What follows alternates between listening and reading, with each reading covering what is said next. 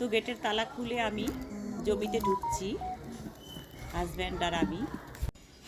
আজকে কিছুটা জল দেব গাছে। হাজব্যান্ড জল ভরছেন। আসলে লাউ গাছ, কুমড়ো গাছ লাগিয়েছিলাম গোবর সার দিয়ে মাটি তৈরি করে। আজ একটু খোল পচা সার দিচ্ছি, তার সাথে জল মিশিয়ে গাছের গোড়ায় দিচ্ছি। আসলে এগুলো জৈব সার, আমরা কোনো রাসায়নিক সার ব্যবহার করছি না।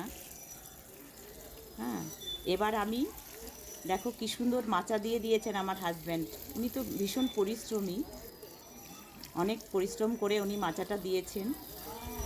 খুব সুন্দর লাউ গাছ বেয়ে উঠেছে, খুব ভাল লাগছে দেখতে। এরপরে দেখো এই যে কুমড়ো গাছ লাগিয়েছিলাম, কচু গাছ, সবই কিন্তু আমি সার ছাড়াই হচ্ছে। ওরা কি সুন্দর দেখতে হয়েছে। হ্যাঁ, খুব সুন্দর সবুজ, দেখো কি সুন্দর বেয়ে বেয়ে যাচ্ছে। অবসর সময় আমি এখানে এসে কাজ করি, স্কুল থেকে ফিরে এসে। তোমরাও করতে পারো, খুব ভালো লাগবে, সময়ও কাটবে। আর দেখো লাগিয়েছি পালং শাক, লাল শাক, তারপরে ধনে পাতা, এগুলো খুব সুন্দর হয়েছে। আর এখানে আছে কুলেখাড়া শাক। কুলেখাড়া এই সময় একটু ফুল ফুটে যায় আর কাঁটা এসে যায়, এই সময় খাওয়া যায় না, শীতের সময়। কিছু কচি গাছও ওখানে উঠেছে দেখো। হ্যাঁ, এই দেখো কচি কচি কিছু শাক গজিয়ে উঠেছে, কুলেখাড়া শাক। এটা যারা তোমরা চেনো না তারা একটু দেখে নাও। দারুণ হয়েছে, দারুণ হয়েছে। এই দেখো, এই দেখো কি সুন্দর পালং শাক হয়েছে। কোনো রাসায়নিক সার ছাড়াই এগুলো তৈরি হয়েছে, খেতে খুব ভালো হয়েছে। এরপরে দেখো আমি এখানে আরও একটু কুমড়ো গাছ লাগিয়েছি, আজকে একটু জল দিচ্ছি। জল দেওয়ার জন্যই মেনলি এসেছিলাম এখন জমিতে। এখানে আর কটা কুমড়ো গাছ লাগিয়েছি। এটা একটা লেবু গাছ। অবসর সময় আমি এখানে এসে সময় কাটাই। আমার গাছ হচ্ছে আমার ভীষণ বড় বন্ধু। এদের সঙ্গে সময় কাটালে বেশ মনটাও ভালো হয়ে যায়, তাই একটু জল দিতে এলাম।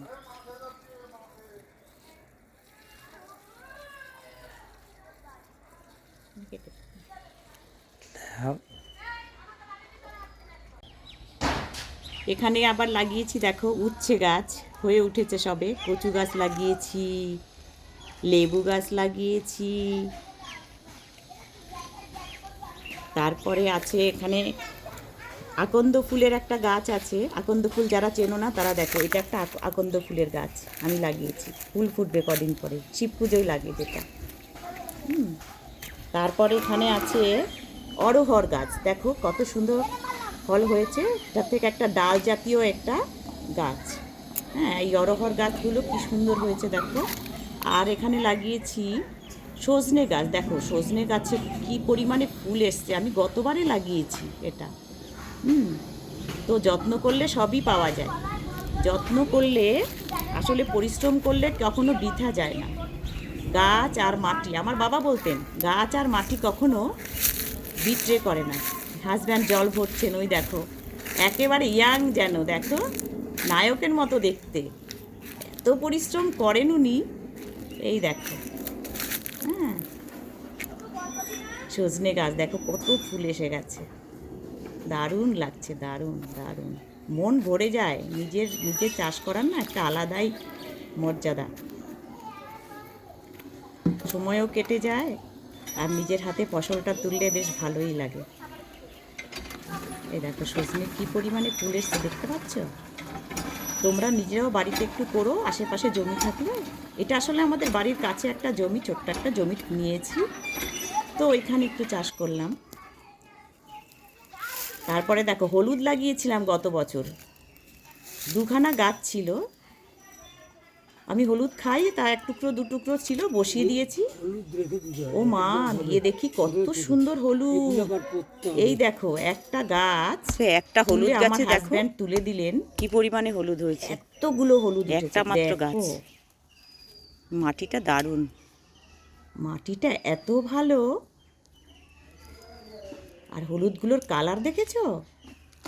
এত সুন্দর হলুদ, দেখো মোটাও হয়েছে হলুদটা। পুরো জমিতে হলুদ লাগিয়ে দিলে খুব ভালো হতো। একটা গাছে তাই এতটা হলুদ হয়েছে।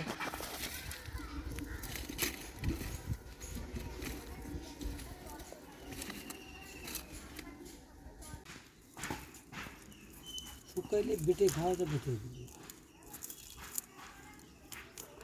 সেদ্ধ করে দিলে তাড়াতাড়ি শুকায়। হ্যাঁ, শুকিয়ে যাবে। কিন্তু যেগুলো রাখার ওগুলো রাখতে হবে, যেগুলো সামনের বারে আবার লাগিয়ে দেবো ওগুলো রেখে দাও তাহলে।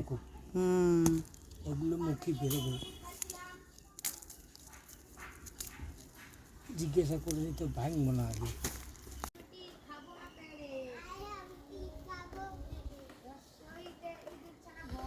তো ভিডিওটা শেষ করলাম, দেখা হবে পরের ভিডিওতে। তোমরা সবাই খুব ভালো থেকো, সুস্থ থেকো আর আমার পাশে থেকো। Thank you, bye by.